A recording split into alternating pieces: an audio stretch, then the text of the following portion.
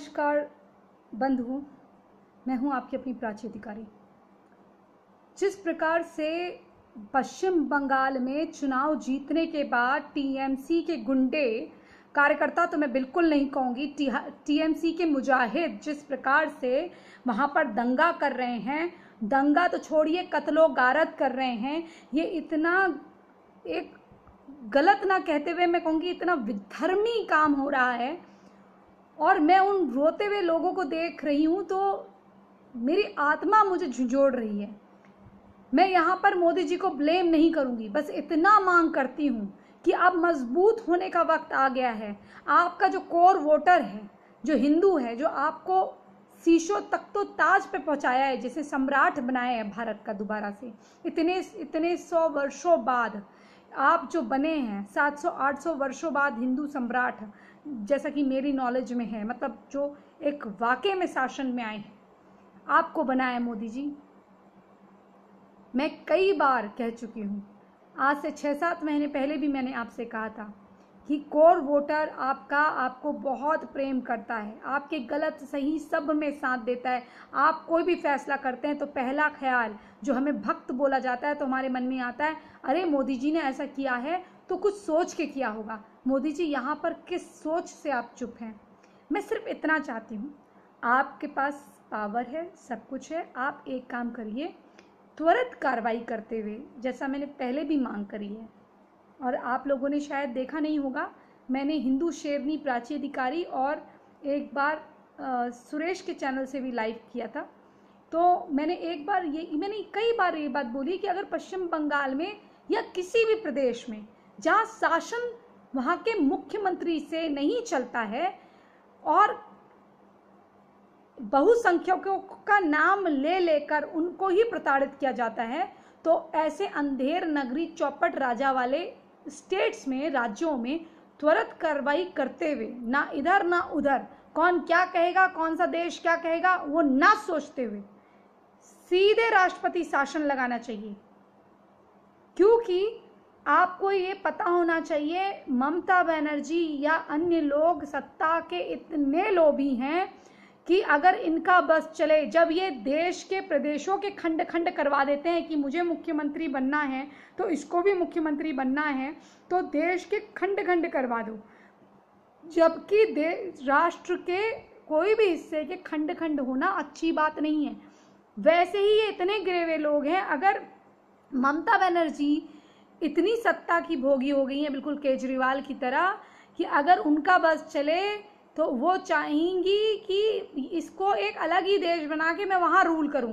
पर उनको ये पता नहीं है, जैसे गोपाल मंडल को अलग, जैसा उसने साथ दिया था, उसको दूध की मक्खी की तरह बाहर निकाल दिया था ना, ममता बनर्जी ये याद रखिए, आज आपके पास शासन सत्ता है, जब ये कल नहीं होगी। जितने भी मुख्यमंत्री और जितने भी सत्ताधारी लोग हैं जो सोचते हैं कि आज हम खूब हिंदुओं के साथ ऐसा कर रहे हैं और हमारा जो एक जिहादी तबका है वो हमारा साथ दे रहा है, तो आप ये याद रखिएगा, वो आपकी कठपुतली नहीं, आप उनकी कठपुतली हैं। जिस दिन वो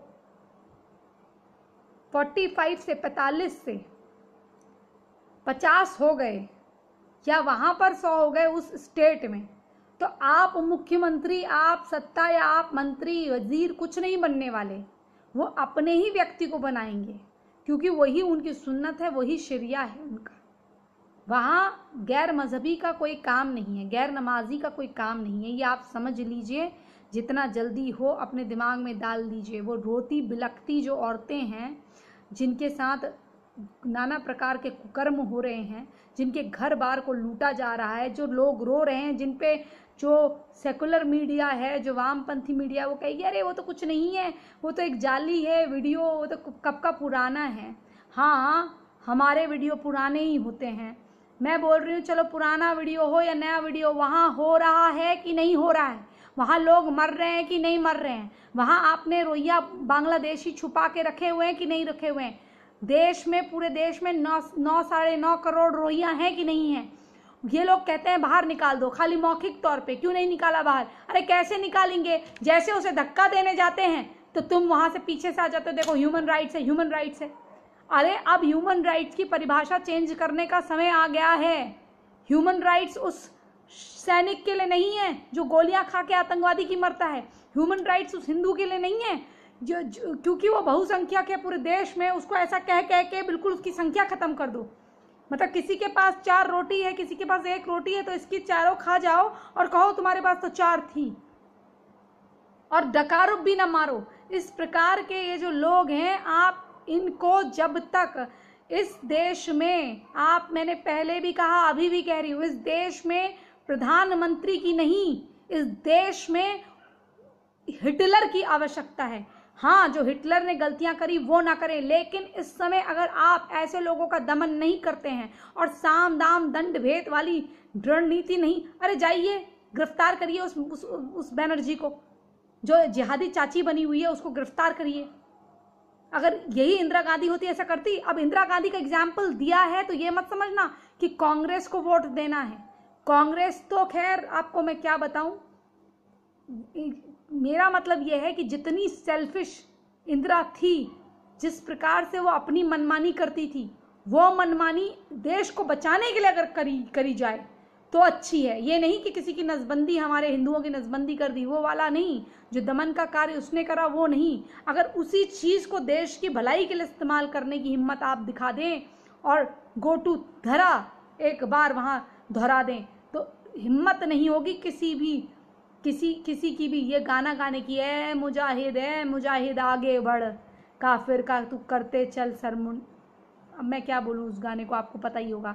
इनका एक गाना है जिहादियों का, ए मुजाहिद आगे बढ़, तुझे मिलके रहेगी मंजिल। जो उसका रिस्पेक्ट ना करे, सल्लल्लाहु अलैहि वसल्लम की शान में कोई कह दे तो उसका तुम धड़ ये सर से अलग कर दो। इस प्रकार की बातें ये करते हैं। अब आप तो इससे वाकिफ़ नहीं है, मैं इन सब चीज़ों से इसलिए वाकिफ़ हूँ क्योंकि मेरा उठना बैठना बहुत रहा है। इनकी हरकतों पे मैंने बहुत ध्यान दिया है, आस पड़ोस में मैंने बहुत ध्यान दिया है, क्या सोच है, किस तरह से सोचते हैं, किस तरह से ब्रेन वॉश करते हैं। तो फिलहाल ये है कि पानी सर से ऊपर उठ चुका है और कितनी अमेरिकन एजेंसीज़ की रिपोर्ट हैं जो कहती हैं कि ममता इतनी लालची हैं सत्ता की कि वो अगर उसका बस चले तो दूसरा इसको एक छोटा मुल्क बना दे जहां वो सोचती है कि उसको वहाँ वज़ीर बना दिया जाएगा। जैसे ऐसा नहीं है, उसको दूध की मक्खी की तरह बाहर निकाल के लात मार देंगे ये लोग। ठीक है, ये सन 47 का भारत नहीं है कि यहाँ पर ये सब सहा जाए। आपके पास आर्मी है, मिलिट्री है, लोग हैं, एक बार इशारा तो करिए। और हिंदू जो है ना, इनसे बड़ी प्रॉब्लम है मुझे। तुम किस बात की वेट करते हो और रोते क्यों भाई? यहाँ से कितना दूर है तो देश में ही ना। अपने लोगों के साथ आज खड़े नहीं रहोगे, जो मार रहे हैं, जिनको कानून का डर नहीं है, तो तुमको कैसा डर है भैया? कानूनन लड़ाई लड़ोगे ना तो 20-30 साल लग जाएंगे, तब तक कितने मर चुके होंगे। और अगर अपने देश को खोना नहीं चाहते हो तो आगे बढ़ो और सफाया करो। साफ सफाई तो वैसे भी अच्छी बात है ना, स्वच्छ भारत अभियान तो होना ही चाहिए।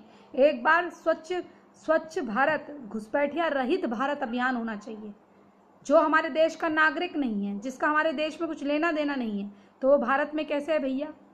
और फिर इसका मतलब तो उसका जीना मरना कोई काउंट ही नहीं करना चाहिए। तो तुम किस बात की देरी में हो? 6 फुट नीचे डालना उन्हीं को आता है क्या? 6 फीट 12 फीट डालना, सीमेंट लगाना उन्हीं को आता है क्या? गांव के गांव को आग लगाना उन्हीं को आता है क्या? आग लगाना तो, आग तो हमारे लिए देवी है ना। अग्नि तो हमारी देवी है, अग्नि तो हमारे देवता भी हैं। हमारे वहाँ फीमेल और मेल दोनों का कंसेप्ट है ना, अर्धनारेश्वर है ना। तो अग्नि माता अग्नि भी है, जिसकी ज्वाला में हम प्रज्वलित होते हैं या उससे प्रज्वलित होते हैं, हमारा ज्ञान प्रज्वलित होता है, प्रकाशमान होता है, वो प्रकाश देती है। वो भी एक प्रकार का प्रकाश है, बौद्धिक प्रकाश। एक प्रकाश वो है जो सूर्य देता है दृष्टि के लिए। एक प्रकाश वो है जो भाषा का, जो हम भाषा बोलते हैं, ये भाषा कौन सी होती है मैं भूल रही हूँ, इसे श्री गणेश जी ट्रांसलेट करके देवताओं को बताते हैं। वो हमारे सबसे बड़े इंटरप्रेटर यानी कि ट्रांसलेटर है, क्योंकि ये भाषा देव्य भाषा नहीं है जो हम बोलते हैं, ये अलग भाषा है। ये जितनी भी भाषाएं मनुष्य की भाषा है, इसको श्री गणेश जी देख लेते हैं। तो इतनी सारी चीज़ें हम में हैं। तो ये जो ज्वाला है, जो अग्नि है, ये कभी कभी राख भी कर देती है। जैसे कई बार हमारे बिजनेसेस को राख करा जाता है, हमारे लोगों को राख करा जाता है, वैसे आपके हाथ में क्या हो गया है? क्या आप ये एक्चुअली प्रॉब्लम क्या है पता है?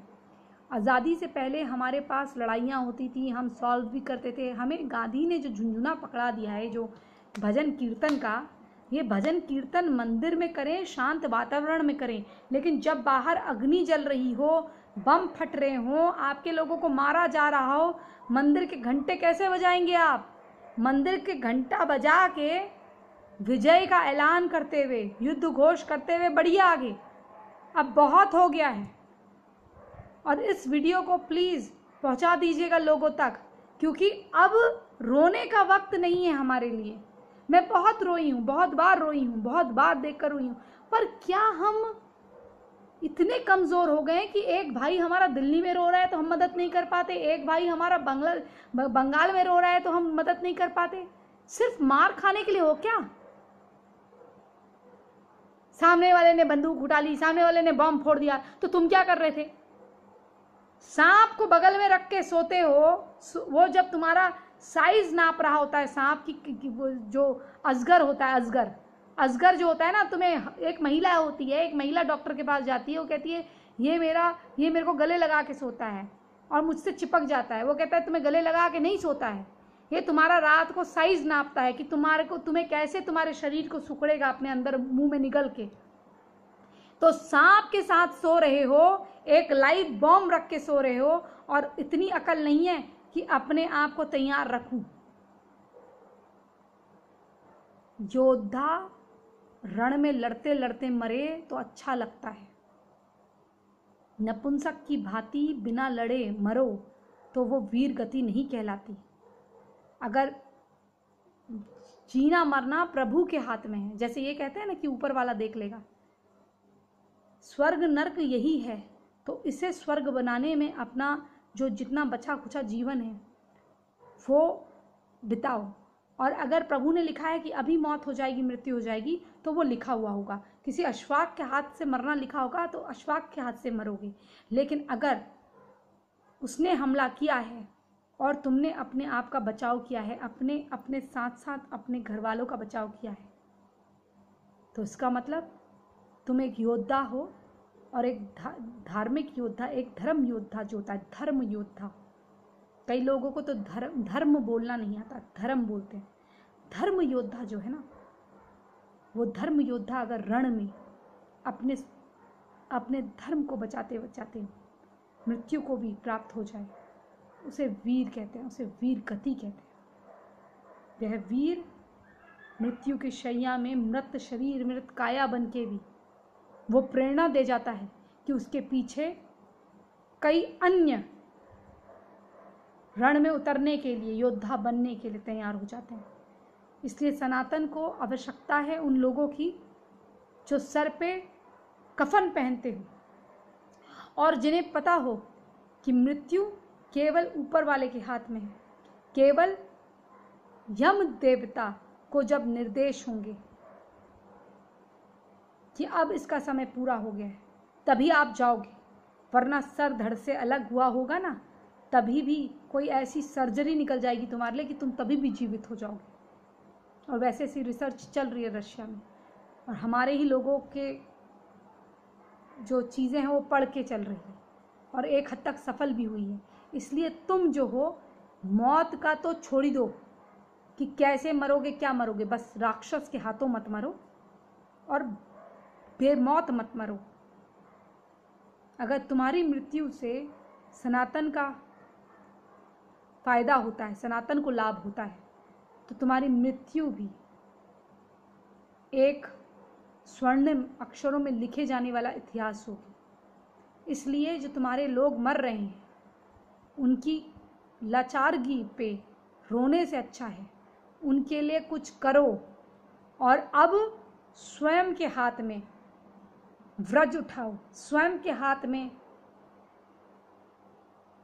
शस्त्र उठाओ, शास्त्रों से ज्ञान लो, शस्त्र उठाओ तो ही कुछ हो पाएगा, अन्यथा गरूर, बहुत लोगों को गुरूर था, बहुत लोगों को अभिमान था कि हमें कोई मिटा नहीं सकता, हस्ती मिट नहीं सकती हमारी। और बहुत बहुत जगह से इस प्रकार से पलायन हुआ, बहुत बहुत जगह से धर्मांतरण हुआ, बहुत लोग, कितने करोड़ों लोग, सरकारी आंकड़ों पे मैं नहीं जाती हूँ, क्योंकि अगर सबसे पुराना सनातन है और ये सत्य है और आपको भी पता है ये सत्य है, तो सभी हिंदू रहे। तो जो धर्मांधों के आगे झुक गया वो भी मृत है, उसकी भी मौत ही समझो, क्योंकि सनातनी तो नहीं रहा ना। इसलिए बंगाल की घटना जो है, अब इसको बांग्लादेश पार्ट 2 ना होने दो, और जिन जिन को हमने वोट दिया है वो ये जान लें, अगर आपके लोग ही जीवित नहीं हैं तो आप कैसे अगली बार आएंगे। आपके पास शासन सत्ता है, पहचानिए और कृपया करके राष्ट्रपति शासन लगाइए। अगर संविधान में संशोधन करना पड़े करिए संशोधन, कोई आ बा बोले तो जेल में डालिए। इस देश में आपने सुरक्षा कायम करनी है। अगर चुनाव नहीं करवाने, मत करवाइए, बंद करवा दीजिए, कहीं आने वाले 20 साल तक चुनाव नहीं होगा। जो विद्रोह करे उसे टांग दीजिए। बहुत पसंद है ना इन्हें शरिया, करिए वही, लेकिन इस देश को इराक, ईरान, मौसूल जैसा उजड़ा हुआ चमन मत बनने दीजिए। इस देश को जहालत वाले जाहिल कौम से बचाइए। जितने बांग्लादेशी हैं उनको ठोक दीजिए। उनका यहाँ देश में हमारी भूमि के 1 इंच में भी अधिकार नहीं है। हम यहाँ रह रहा है, हम चले जाएगा। अरे तुम आए क्यों थे यहाँ पर? ये बातें बोलते हैं ना कि हम आए थे यहाँ पर, हम चले जाएंगे। तुम आए क्यों थे यहाँ पर? बगल में पाकिस्तान था, वहाँ क्यों नहीं गए? तुम्हें कोई रखने को तैयार नहीं है तो यहाँ आओगे तुम। ये तुम्हारी रणनीति है। दारुल हरम और दारुल क्या बना बोलते हो तुम, वो सब इसे बनाना है, लेकिन होगा नहीं, ऐसा होने नहीं देंगे। आखिरी सांस तक लड़ेंगे और सब कुछ छोड़ के, सब कुछ बेच के, तुम्हारी ऐसी तैसी करनी हो तो भी करेंगे। आपको याद है तो मैं ऐसे बोल रही हूँ जैसे मैं पैदा हो गई हूँ। जब ये वर्ल्ड वॉर चल रहा था, चीन से लड़ाइयाँ चल रही थी, लोगों ने अपनी सब कुछ उतार के ज्वेलरी दी है, घर बेचे। अगर राष्ट्र की सुरक्षा नहीं है, आप सोचते हैं हिंदू जो है ना केवल कमाने के लालच में है। कमाना बुरा नहीं है, लेकिन देश अगर मर रहा है, तुम्हारे लोग मर रहे हैं, तो कैसे तुम कमाने की सोच रहे हो भैया? सब कुछ खत्म हो जाएगा, सब कुछ खत्म हो जाएगा तो किससे मुनाफा कमाओगे?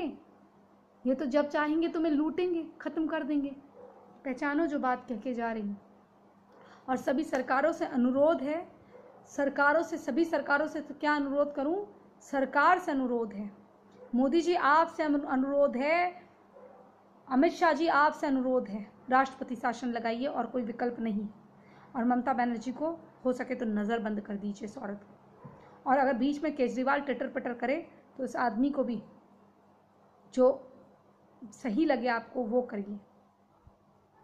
आपको पार्लियामेंट बंद करवानी है, पार्लियामेंट बंद करवाइए। आपको चुनाव नहीं करवाने, मत करवाइए।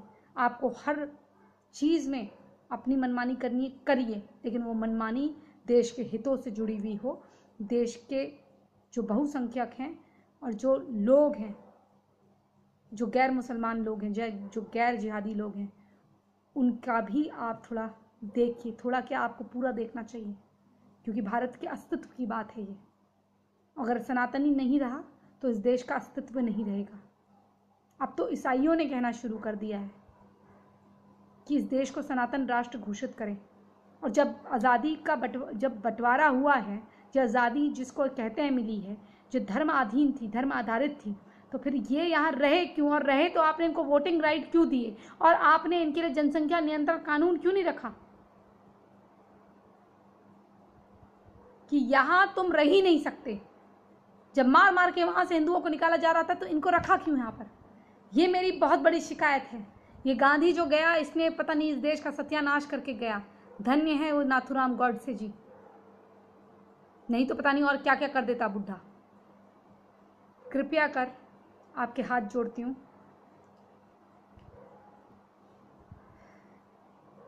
समझिए और नाजुक स्थिति है। अब रोने का नहीं, रुलाने का समय है। हाँ, हम भावुक होते हैं, बहुत बार भावुक होते हैं, बहुत बार, लेकिन इस वक्त जीतना है, इन आंसुओं को पोंछ के जीतना है और सनातन को हारने नहीं देना है। हो सके अगर बंगाल जाना पड़े तो चलिए बंगाल चलते हैं,